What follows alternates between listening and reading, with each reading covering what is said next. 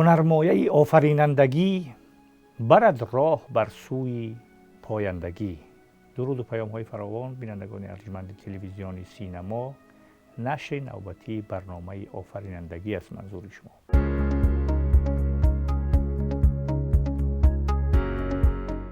در این برنامه با یکی از مسئله های داغ روز و حساسی امروزی، اکستریمیسم و تروریسم یا با اصطلاح افراطگرایی و هراس‌افکنی همچون خطر گلوبالی، با حضور دانشمند، فیلسوف و انسانشناس، کارشناس مسائل اجتماعی و فلسفی عیسی الدین شریف زاده سر همین موضوع تمرکز میکنیم و در برنامه قبلی با حضور شریف زاده سر موضوع خرافه‌زدگی صحبت کردیم و ایمونیتت فرهنگی که تا کجا خرافه‌زدگی، ایمونیتت یا که مسئولیتی بدنه اجتماعی ما را ضعیف میکند، بدنه فکری ما را ضعیف میکند و ملت ها و جامعه ها را به بنبست میکشاند.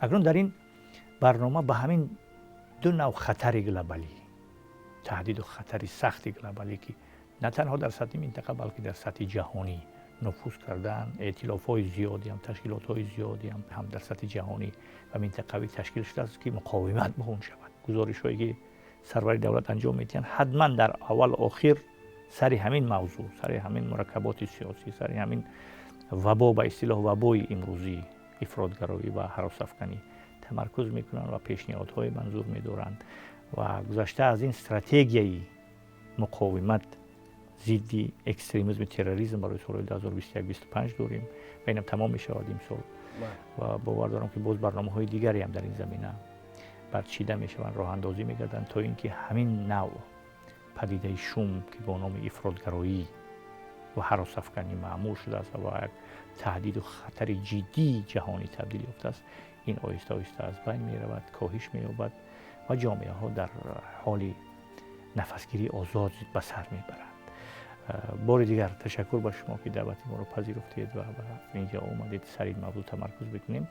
شما که کارشناس همین مسئله هم هستید، مقالات زیادی هم در این باره در برابر اون که خرافات که گفتیم، حتما پیامد خرافات به همین افراطگرایی و تفریطگری و هراس‌افکنی میبرد و این افراطگرایی یا که اکستریمیسم و تروریسم، هراس‌افکنی، اینها پدیده های سختی هستند که هم روانی جامعه رو فاسد میکنن، خراب میکنن و هم جسمی جامعه رو نه تنها به بنبست میبرن بلکه جامعه رو به هلاکت میبرن، از بین میبرن، جامعه رو جنجالی میکنن، جامعه رو خشونت زده میکنن. بنابراین این وبا و این تهدیدها تا کجا امروز سطح تهدیدشون به جامعه ما زیاد شده است یا کم شده است و چگونه برنامه‌ریزی ها در این زمینه میتوان راه اندازی کرد و برچید؟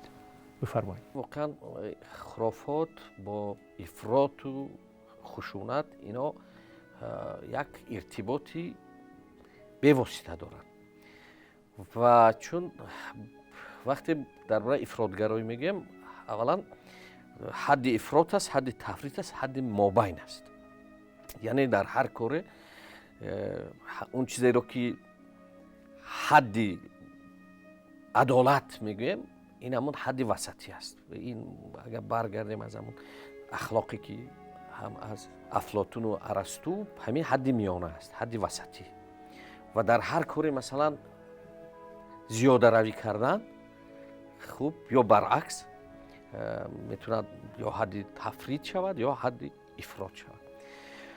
و اکنون البته در طول تاریخ بشر نوع‌های گوناگون افراطگرایی هست، خیلی شکل‌های گوناگون است. مثلا افراطگرایی میتوند مثلا خصلت سیاسی داشته باشد، افراطگرایی میتوند خصلت دینی داشته باشد، افراطگرایی خوب در سطح‌های گوناگون، کسب کارهای گوناگون هم و در خود اخلاق هم مثلا میتوند افراط وجود داشته باشد. یعنی از حد گذشتن. بله، از حد گذشتن، بیرون از همون مجموعی قالب‌هایی که برای انسان‌ها پذیرفته است، یا یعنی همون حد عبور کردن. بله، همون حد عبور کردن. وقتی همین حد عبور میشود، دیگر شخص میرود به افراط. اکنون و حالی از این بدترش میکنه، تفرید میشود. بله، تفرید میشود. و اکنون افراطگرایی که امروز در تهدیدی هم به حیث یک خطر در سطح جهانی به وجود آمده است، این خوب افراط کردن در боварҳо. Хуб албатта мо мебинем ки дар як давраи таърих ифрот кардан дар масоили фарз кардем миллӣ бартари ҳисобии нажодӣ ва амсоли инҳо ҳам буданд ки масалан як барои башарият паёмадшон бисёр бад буд дар ибтидои саддаи 20, яъне солҳои то нимаи аввали саддаи 20 ин чизҳо. Мебинем аз нимаи солҳои 70-уми асри 20 шурӯъ карда озодшавии яъне кишварҳо аз мустамликаю ин чиҳо дар мамолики шарқ як нав зина ба зина сиёсӣ кунонидани боварҳо ва аз ин тариқ як нав ифротгароии динӣ ба вуҷуд оварда шуд дар махсусан кишварҳои шарқи мусалмонӣ. хуб албатта мо мисолҳои зиёде ҳам ҳаст ки мебинем дар баъзе аз боварҳои ки дар урупои дигар ҷоҳо ҳам ба вуҷуд омаданд ҳамин масъалаи ифрот дар унҷоҳо ҳам ҳаст. аммо масъала ин аст ки ин чизе ки дар шарқи мусалмонӣ ба вуҷуд оварданд ин ба як тарзи густурда системавӣ ва дар паёмади ҳамин ифроти баланд яъне расидан ба хушунат ва нобуд кардан, яъне аввал қабул накардани маҷмӯи боварҳои дигарон, боварҳои худам мутлақ эълон кардан ва дар баробари касое ки бовари дигар доранд бо хушунат, бо ҳақорат, бо зӯроварӣ, бо аз байн бурдан кор гирифтан. яъне бубинед агар ино мо пайвандем ҳамун нодонӣ, хурофот, ифрота ба вуҷуд меорад. ифрот дар пай худаш дараҷаи тафрит, дараҷаи аз байн бурдана, дараҷаи терроризм, яъне аз ҳаросафканӣ, бале аз ифротгароӣ мегузарад ба ҳаросафканӣ. яъне инҳо зинаҳое ҳастанд ки дар як фард зина ба зина масалан ҳамин чира тай мекунад. ва мутаассифона мо мебинем ки имрӯз дар ҷаҳоне ки ман шумо ба сар мебарем бахусус аз ҳамин ифротгароӣ ва ҳаросафкании динӣ кор гирифтан ва ин ба як шакли вабои имрӯз дар ҷаҳон табдил ёфтааст. ва мебинем хуб бубинед агар гузарем ба даҳшатафканӣ, дар тӯли таърих ҳам масалан даҳшатафканӣ хеле зиёд будааст. мо марҳилаҳои зиёде дорем дар таърих ки масалан террор такрор шудааст, вале ба тарзи дастаҷамона ба миён овардани даҳшатафканӣ ин то андозае дар ибтидои саддаи 20 буд, яъне фашизм ба ҳайси бартарии як навъи нажот ва аз байн бурдани дигарон. ҳоло масалан ҳамин дар шакли динияш дар шарқ кишварҳои мусалмонӣ ба вуҷуд оварда шуд. шумо оно хондед, мутолиаам кардед, истифодаам бурдед. ислом дар инқилоб ном дорад. китоби як донишманди урупоӣ ҳаст бо номи Декмеҷиён, ҳорайр Декмеҷиён. ин китоби машҳур аст, ислом дар инқилоб. дар ҳамон ҷо ҳамин вазъиятро меорад ки чӣ гуна ҳаракатҳо ва созмонҳои ҳаросафканӣ таъсис мебаранд, чӣ гуна муқовимат бо баҳонаи мубориза бо империализм ба вуҷуд оварда мешавад ва ҳамин гуна ҳаракатҳо аз соли 1927 саддаи 20 шурӯъ мешаванд. ҳамон ихвонулмуслимин манзури ман аст ва дигар созмонҳо ва гурӯҳҳо ба вуҷуд оварда мешаванд ва онҳо барои афкандан, паҳн кардан ва пароканиши тарсу ҳарос барномарезӣ мешаванд ва бо ба вуҷуд овардани фазои тарсу ҳарос ки мин баъдаш хаосро ба вуҷуд меорад, онҳо идора шуданд, идорашаванда буданд. хаос идорашавандае ки Бжезинский ва ҳаминтур бинед аз ҳамонҷа агар чекем ина бибинед ва дар ахири ҳамин солҳои 92 мо паёмад чанд дидем. паёмадаш масалан дар мамлакатҳои осиёӣ ҳам санҷида шуда, имрӯз ҳам санҷида мешавад. ва аз ҷумла дар ҳамун ҷанги шаҳрвандӣ ки солҳои 92 ки дар кишвари мо сар зад, ман фикр мекунам ки яке аз ҳамун дар саргаҳи бархурди ана ҳамин терроризми ҷаҳонӣ мо қарор гирифтем ҳамон вақт ва фикр мекунам як майдони таҷрибавие, як апробатсияе буд ки дар мо гузаронда намуна. чунки баъдан агар бибинед маҷмӯи ҳамон ҳаводиси даҳшатборе ки солҳои 90 дар ин ҷо шуда гузашт, баъдан намунаи ҳамон баъд дар чечняю дар дигар ҷойҳо ва ҳатто баъдан истифодаи онҳоро доиш дар ироқу сурия ҳам انجام داد و فکر میکنم که اینا یک هدفمندانه، یک برنامه‌ریزی، یک پروژه های هستن که خوب پشت اینا البته یک منفعت های گوناگون هم هست. یعنی اینها بدون منافع بیرونه راه اندازی نمیشوند و متاسفانه امروز بدبختی در سر اون است که ببینید اگر پیشتر همین از بین بردن یک نفر در میان بود، حالا خوب یک مفهومی است همین ترس افکن یا تروریست کامیکادزه. خوب و اون با خودش ترکاندن انفجار کردن بعد تنه خودش میبندد مجموعه مواد ترکنده رو و در یک ازدحام میرود. همین ازدحام یک مردم از بین میبرد، ترور میکنه صدها نفره و این بسیار خطرش خیلی و خیلی زیاد است.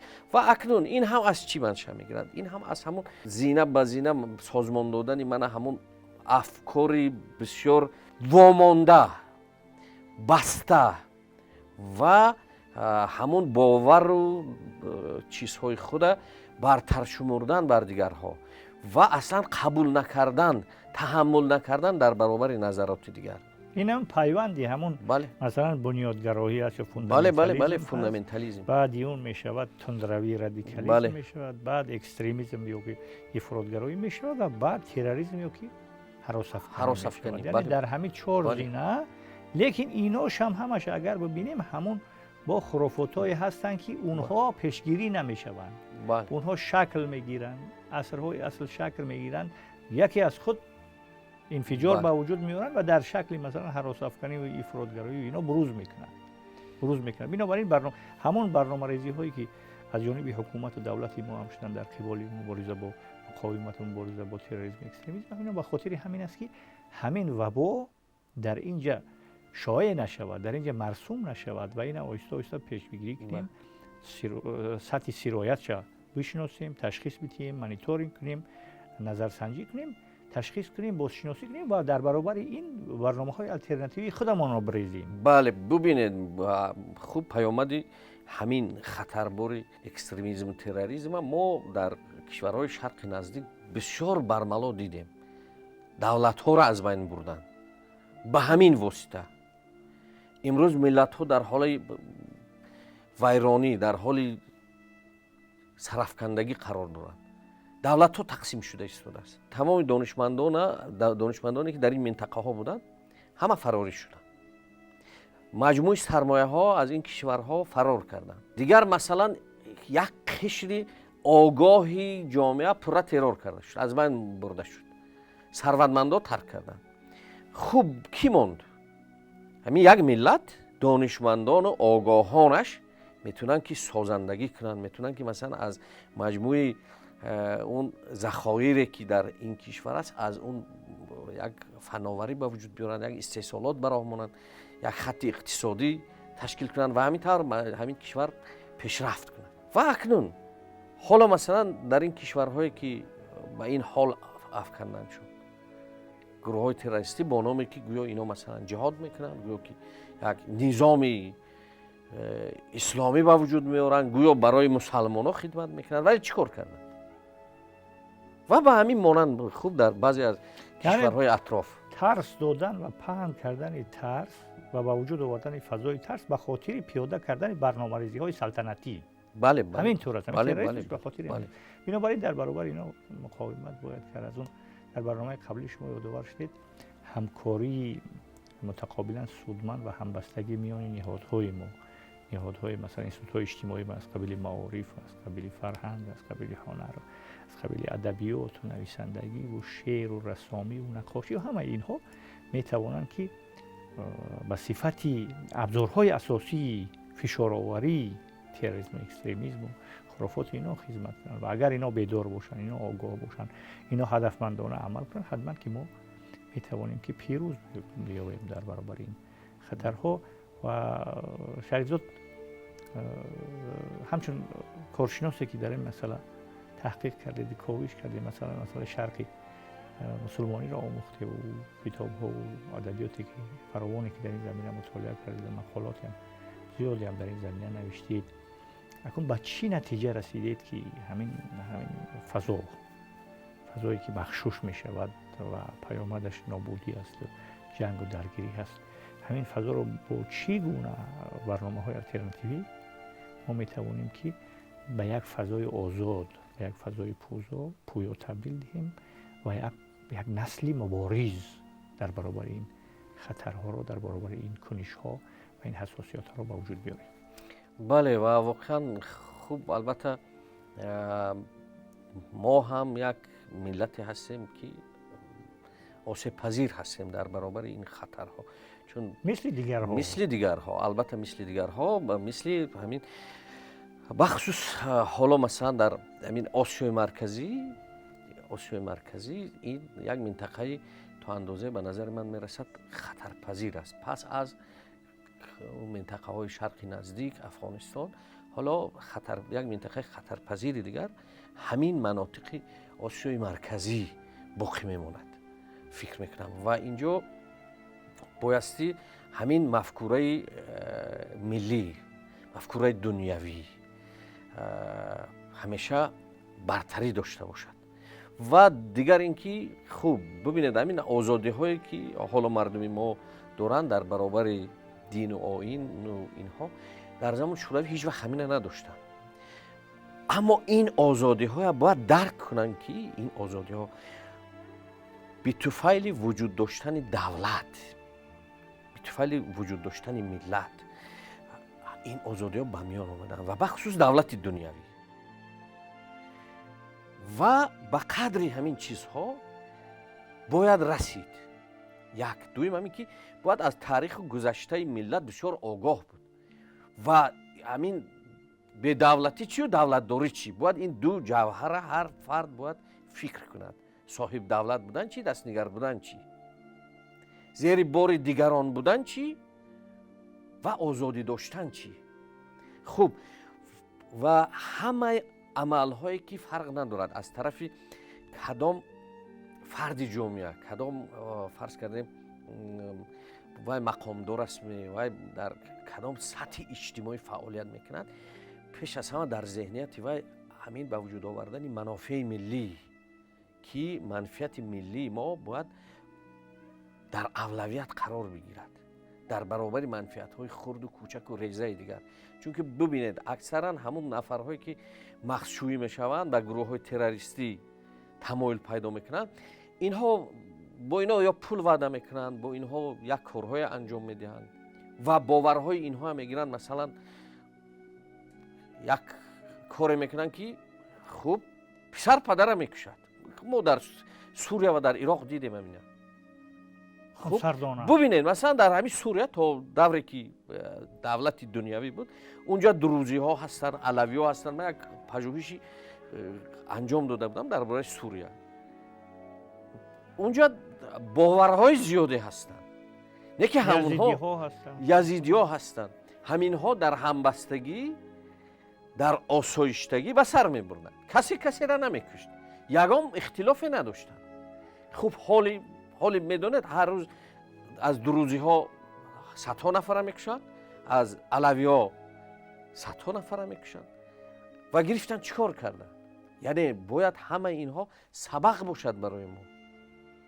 یعنی انمی با وجود آوردن افراط در باورها و مطلق کردن باور، ببینید با چی دهشت تبدیل میفته و مردمان کشورها از بین رفت. و فکر میکنم اینجا باید هر کدام ما آگاه، همین روندهای جهانی یک آینه هستند و اینا باید تفسیر شوند، اینا باید تحلیل شوند. مردم باید اینا بیشتر از آن مطالعه شوند. بله مطالعه شوند، آموزش شوند و ببینیم که خوب در اونجا چیکار کردن.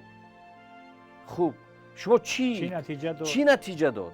شما چی را انتظارت از همینا؟ انتظارت که خوب یگان قوای بیرونه ناجی نیست و همتون نمیبید شما نجات دهد. اگر از داخل ما تا به آگاهی واقعی، دانشی فراگیر نرسیم، هیچ کس در پی امید ما نیست. یعنی ما امروز باید همه اهل جامعه این خطر را درک کنیم و بازم برمیگردد سر آموزش و پرورش، سطح آگاهی، بی‌طرف نبودن و همین خوب همین استراتژی که امسال جنبش میشه دور یکمش خوب او فکر میکنم 50 چند بند است و استراتژی مقاومت و هر سمت چیز کردگی است، وظیفه دار کردگی است سمت‌های گوناگون جامعه و باید واقعا ما خطر را درک کنیم و برای نجات دادن خود ما از پیامدهای آن سطح و صفت دانش چقدر بالا رود. خوب همون خرافات‌های کهنه یک سو پرتوییم و جهان امروز به نظر واقعی باید نگریست در مبنای ارزش‌های ملی و بله. جهان واقعی هست. جهان نمیشه با اون تصورات و افسانه‌های و با اون چیزها که خود ما آرامش میتیم و اونا در ذهن ماند. جهان امروز چی از نظر سیاسی چی از نظر علمی جهان واقعی است و جهان واقعی از ما دانش واقعی طلب میکند و تدبیر واقعی طلب میکند و فکر میکنم اگر همین های یعنی دست جمعانه انجام دیم توانیم در برابر این خطرات استفادهگری نماییم. تشکر زیاد. یک بند است شما خوب میدونید که علم و هنر به قدرتی گفت و شنود دنیای فضل و عالم ایجاد آفرید. جهل ارچی پرده دل شرم و حیا درید، عصر خرد زمانه روشنگری رسید. از ترس نور و روشنی ظلمات شب رمید، تاریکی ره برید خورشید وارهید، صبح وطن دمید. امید میکنیم که با عصر روشنگری خورشید از چنگ تاریکی و ظلمات میرهد و صبح وطنی ما با دانش و معرفت با پایندگی و با مسئولیت شناسی میدمد و ملت ما با غرور و افتخار ملی و پیش و سوی فتح قله‌های مراد و آینده درخشان حرکت میکند. تشکر زیاد شهریزاده گرامی، یک صحبت خوبی هم انجام دادید و از صحبت شما بینندگان هم استفاده خواهند کرد. رسیدیم به پایان برنامه. لحظه خوش روزگاری بر دوام، دایما ایامتان بادا بکام.